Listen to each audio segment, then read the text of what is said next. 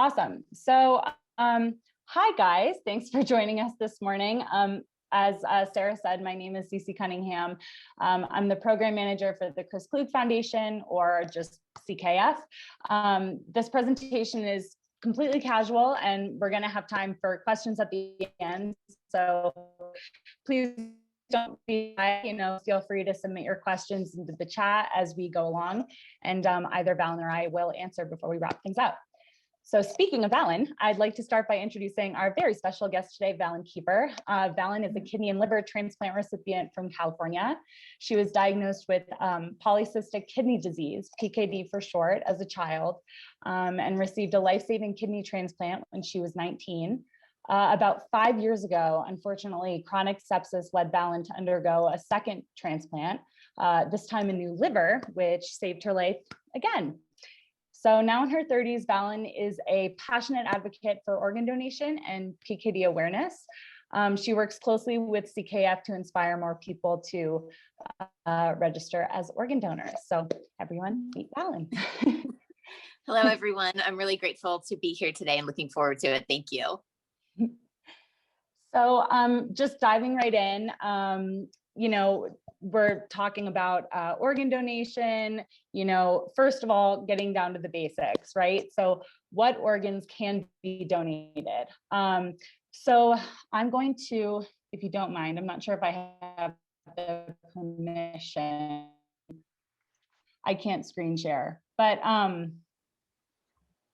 oh, 1 second. I think I can. Okay, I think now you can.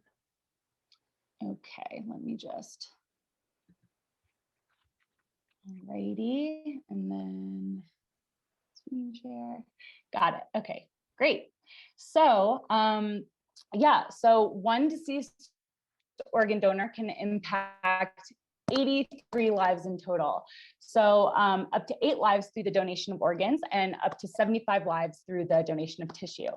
The 8 organs that can be donated are kidneys. You have 2 kidneys. A deceased donor can donate both of them. Liver, lungs, 2 lungs, 2 organs to donate. Heart, pancreas, and intestines. So those are the organs that a deceased donor, that's important to note, a deceased donor can donate. The kinds of tissue that can be donated are corneas, so in the eyes, middle ears, in the ears, and tissue. So that's skin, bone, heart valves, veins, ligaments, tendons, cartilage, pretty much the lot. So also, in addition to deceased donation, we have living donation. And that's basically when you donate your organs or tissue to somebody who, when you're alive, to somebody else. So you can donate 2 organs. You can donate 1 of your kidneys, and you can also donate a section of your liver. So what's an interesting fact here is that the liver is the only organ actually in the human body that can completely regenerate itself or rebuild itself. So have living liver donation, they kind of cut it in half, and you're donating that half of your liver to the recipient. The recipient receives half, and both halves in separate bodies grow back into a full-sized liver. So that's why living liver donation is an option and super important. So then in terms of, besides organs, we also can donate blood. I'm sure you guys have heard of blood drives or given blood, platelets, and bone marrow while still alive as well. So the next thing I want to talk about is the process of organ donation. And first things first, signing up to be an organ donor is completely your choice, your decision. So if you're under 18, that decision still belongs with your parents or your guardian, but it doesn't mean you can't still sign up. And when you sign up to be an organ donor, you are legally saying you want your organs and or tissue to be utilized for transplantation after you are deceased. And that brings us to the next question, well, why would we want to do that? Well, basically, we sign up as organ donors because we want to help others. Plain and simple, that's what it comes down to. I mean, if you think about it, as a deceased organ donor, we have the potential to improve 83 lives. And a lot of people don't know that tissue donation is just as important as organ donation. So when an organ donor dies, there are times when their organs, may not be viable, and that's where a tissue donation comes in. So there are 75 ways in which we can donate tissue, and that means 75 lives we could potentially improve, whether that's through, skin grafts for a burn victim, restoring someone's sight through corneal transplant, hearing through middle ear transplant, allowing someone to walk again through bone, ligament, tendon donation. There are so many ways that tissue donation can really change someone's life. And that's really the legacy you can leave behind when you register as an organ donor. Here, I'm going to go back and stop screen sharing. Okay, so then the next part of that step is an OPO. So that's an organ procurement organization. That's what it stands for. The biggest thing, they facilitate organ, eye, and tissue recovery. So they are the link between those waiting for that life-saving organ transplant and deceased organ donors and their families. I say their families because OPOs play a huge role in providing support to the family members of deceased donors, every step of the way, because it is still a horrible tragedy. Somebody in their family, their loved one has passed away. And OPOs also talk to and educate the families on the organ donation process, so as not to leave them in the dark about, the decision their loved one made, and what they will be going through. Also about the good that is coming out of their decision. So the next part of that is the transplant waiting list. So just for a second, imagine you're in a traffic jam and it's not going anywhere. I'm sure we've all been there. You're at a complete dead stop, but you've got to be somewhere. You have to, you got to get there on. There's no other way to get to where you need to be without waiting in this crazy long line of cars, bumper to bumper for hours and hours and hours. So that's just a tiny glimpse of what the transplant waiting list would feel like, because there are people on that transplant waiting list waiting sometimes for hours, sometimes for months, sometimes for years.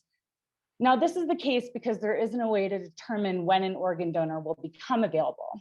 Sadly, organ donation happens in a lot of accidents, things that are completely unexpected.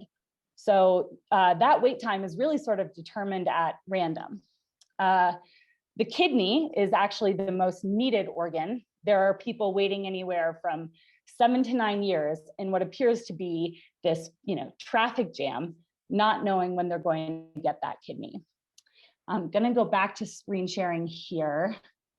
Let me see. I'm going to go back to my slides, if I can pull it up here, and then,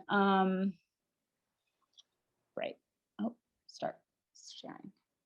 Okay, so this is Lambeau Field. I know you guys are from Wisconsin, so I'm going to show the stadium where the Green Bay Packers play. And if I were to fill all the seats at Lambeau Field, that would be a little over 80,000 people. Sadly, at this moment, there are over 100,000 people on the transplant waiting list waiting for a life-saving transplant. The transplant waiting list is a computerized database. It's owned by the United Network for Organ Sharing. And the majority of people on the transplant waiting list actually don't know where on the list they fall in terms of wait time. But gradually, if they get sicker or if their condition becomes more severe, they will move up on that list. Children are also placed high on the list. The younger a child is, the higher the need. But even if the donated organ becomes available to a person waiting, if the donor is not in proximity or close enough in terms of distance, or more importantly, if the donated organ is not a proper match, then they continue to wait on an organ to become available for transplant. And this is something I want to I'll finish with this. This fact is the most important thing I can tell you today. Every 10 minutes, someone new gets added to that transplant waiting list. Every 10 minutes, someone new is crammed into Lambeau Field. If you can imagine an overpacked stadium, no room, no seating available, and your condition is worsening, you're getting more and more desperate. They're just cramming more and more people into this stadium. Maybe, across the field, you'll see somebody leave every once in a while.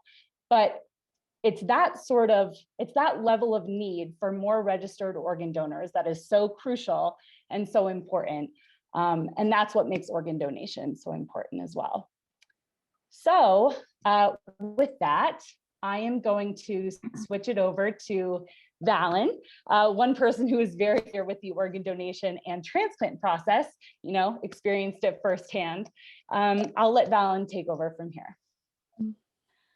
Hi, everyone. It's wonderful to be here, and I appreciate the opportunity to share my story. And I hope that I'm able to illustrate a perspective of a transplant recipient and what we go through. Just even listening to that, thinking of being younger and potentially hearing about organ donation for the first time, that's a lot to try and take in and understand. So I hope visually seeing someone and hearing a personal journey will help bring all of that full circle and connect the importance for you. So for me, I've been a patient since a child. My first memory is having my first seizure. I have epilepsy and severe scoliosis, but my transplant journey actually began when I was 10 years old.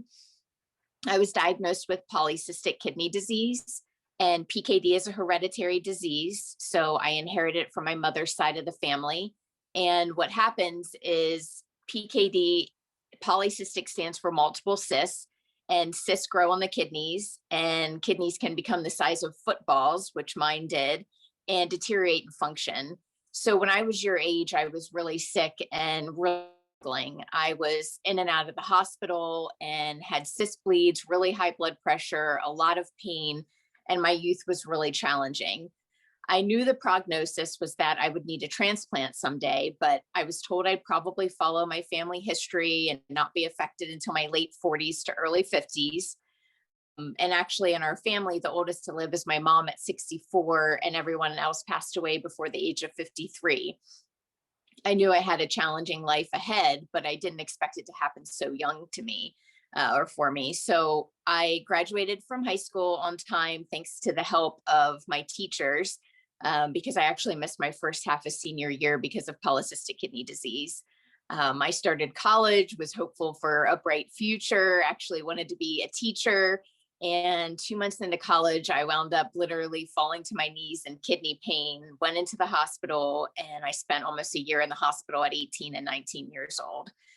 I had both of my kidneys removed, was on dialysis, which dialysis is a machine that's able to filter our blood and do the job of our kidneys, and was on that for 8 months and was fortunate to receive a life-saving kidney transplant from a living donor, a dear friend of the family. All of that sounds easy when you say it quickly, but it was really, really challenging and really scary. Like CC talking about being on the wait list. I was actually too sick to be put on the transplant wait list, so I needed a living kidney donor to survive. So it was very scary. I was grateful to have dialysis, which is our lifeline to do the job of our kidneys until we can hopefully get a transplant.